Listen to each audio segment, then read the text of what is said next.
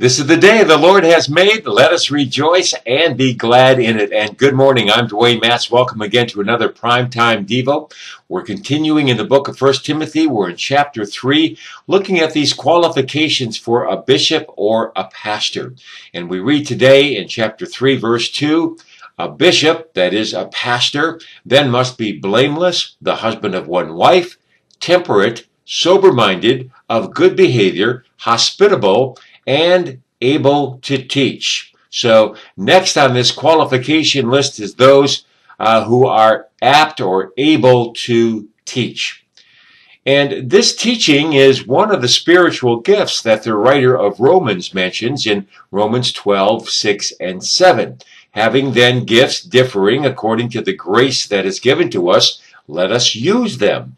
If prophecy, let us prophesy in proportion to our faith, or ministry, let us use it in our ministering. He who teaches in teaching. Now, this doesn't mean that the person with this gift of teaching must be a pastor. It's just a necessary qualification for one who desires to shepherd a local congregation. There are gifted teachers out there who lack the other necessary qualifications to be a pastor, but they certainly can be used to help educate the flock. So, how can you tell if someone has this gift of teaching? Well, about the only way you can tell is by observing those being taught. Do the students get it? Are they able to explain to others what they've been taught? Or, more importantly, do they display their grasp of material in their day-to-day living? I'm married to a gifted teacher, and my daughter is also gifted in that area.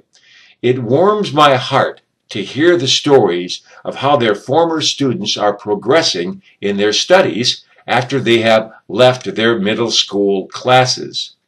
Simply by observation, I know that my wife and daughter are making a difference in the lives of their students. Now, some have told me that I have the gift of teaching, and I like to think that I do. However, I'll never forget a lesson that I learned from another pastor. He was standing at the back of the church after the service, as pastors do many times, and shaking hands of the parishioners as they left the sanctuary.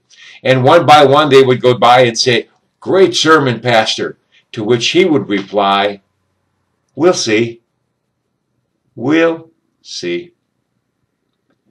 The "we'll see" is the true mark of a gifted teacher. You see, it's what the students do after leaving school, after leaving the classroom, after leaving the sermon that determines whether the material covered was properly communicated. Well, that's all the time we have for today. God bless you. Thank you much for listening. Remember, Jesus loves you. Tell your face about it.